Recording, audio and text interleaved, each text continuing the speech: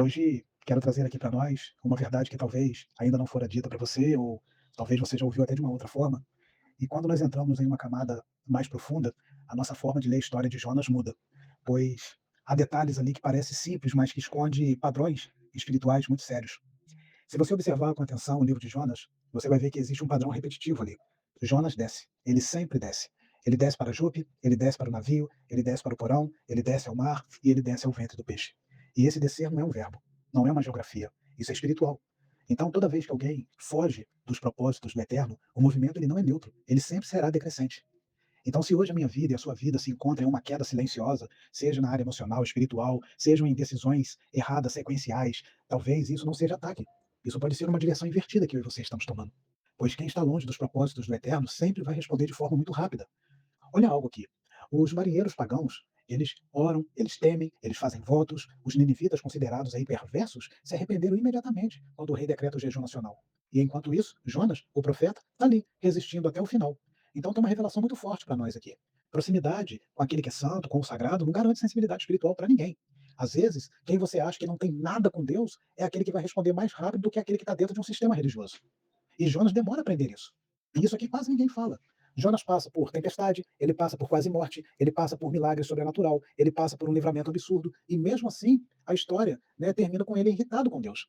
Então isso quebra aqui um mito muito perigoso. Experiência espiritual não transforma caráter de ninguém. Então não confunda sentir algo forte com viver algo sobrenatural. O Eterno quer que eu e você, de fato, sejamos transformados de verdade com a verdade. E transformação vai exigir rendição contínua e não momentos intensos. Amém? Então o Eterno também, dentro desse livro de Jonas, ele vai usar sempre pequenas coisas para revelar coisas extraordinárias. Veja que no final ele usa ali uma planta, ele usa um verme e ele usa um vento quente. Tudo isso para poder tratar o coração do profeta velho. Então aqui tem um código para nós. Deus não precisa de grandes crises para poder te alinhar, não, queridos. Às vezes ele vai usar desconfortos pequenos, repetitivos, quase bobos, mas que vão revelar a nossa irritação, que vai revelar aí o nosso ego, o nosso apego, a nossa falta de compaixão. Então que nós possamos prestar atenção naquilo que nos irrita com facilidade, pois talvez é ali, né, que está o ponto em que o Eterno quer tratar conosco. Pois o maior conflito dessa história não era e nunca foi Nínive, era o coração de Jonas. E a gente acha que a história era Deus versus Nínive, sendo que na verdade era o Eterno versus o coração de Jonas. Pois Nínive se arrepende rápido. Jonas não. Jonas não. E isso muda tudo.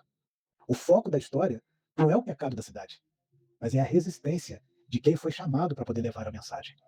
Então, queridos, o café fecha aqui e fica uma pergunta em aberto. E isso é intencional mesmo, tá?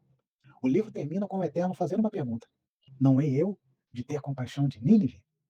E acaba, sem resposta de Jonas. Por quê? Hum? Por quê? Porque essa resposta agora é minha. Essa resposta agora é sua.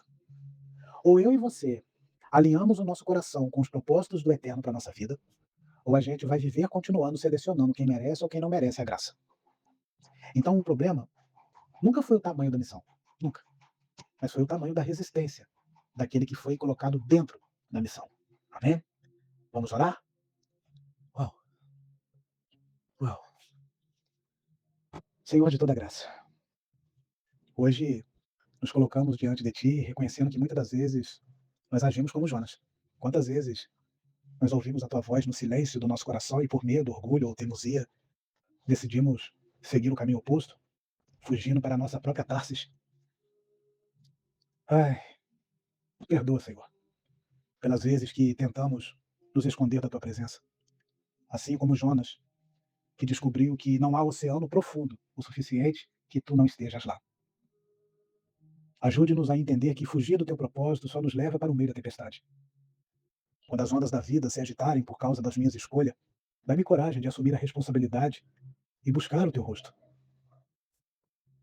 Hoje, muitas das vezes nos encontramos no ventre do grande peixe, seja em momentos de angústia, depressão, isolamento, e que eu saiba fazer das profundezas o meu altar.